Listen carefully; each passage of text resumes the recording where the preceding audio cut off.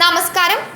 കർണാടക നിയമസഭയിൽ പൊതുകരാറുകളിൽ മുസ്ലിങ്ങൾക്ക് 4% സംവരണം നൽകുന്ന ബിൽ സംസ്ഥാന സർക്കാർ പാസാക്കി. BJP ഇതിനെ ഭരണഘടനാ വിരുദ്ധമെന്ന് വിശേഷിപ്പിക്കുകയും നിയമപരമായി അതിനെ വെല്ലുവിളിക്കുമെന്ന് പ്രതിജ്ഞയെടുക്കുകയും ചെയ്തു. BJP നേതാക്കൾ സഭയുടെ നടുത്തളത്തിൽ ഇരച്ചുകയറി ഭരണകക്ഷിയായ സിദ്ധരാമയ്യ സർക്കാരിനെതിരെ മുദ്രാവാക്യം വിളിച്ചു. അവർ സ്പീക്കറുടെ ഇരിപ്പിടത്തിലേക്ക് കയറി പ്രതിഷേധിക്കുകയും ചെയ്തു.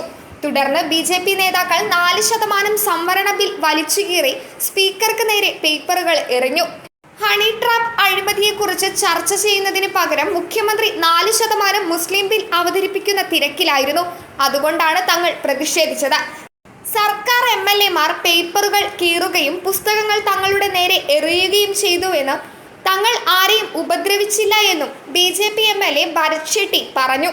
ന്യൂനപക്ഷങ്ങൾക്ക് സാമൂഹിക നീതിയും സാമ്പത്തിക അവസരങ്ങളും ഉറപ്പാക്കുന്നതിനുള്ള ഒരു ചുവടുവെപ്പായി ഭരണകക്ഷിയായ കോൺഗ്രസ് സർക്കാർ സംവരണത്തെ ന്യായീകരിച്ചപ്പോൾ പ്രതിപക്ഷമായ BJP ഇത് പ്രീണന രാഷ്ട്രീയത്തിൽ ഏർപ്പെടുന്നുവെന്ന് ആരോപിച്ചു.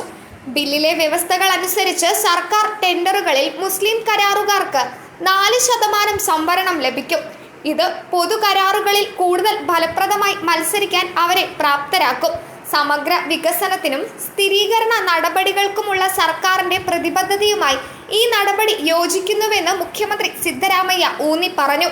ഹണി ട്രാപ്പിനെ കുറിച്ച് സഹകരണ മന്ത്രി KN രാജണ്ണ നടത്തിയ വെളിപ്പെടുത്തലിനെ തുടർന്ന് വെള്ളിയാഴ്ച കർണാടക നിയമസഭാ നടപടികൾ പ്രക്ഷുബ്ധമായി. News desk മലയാളാക്ഷരം.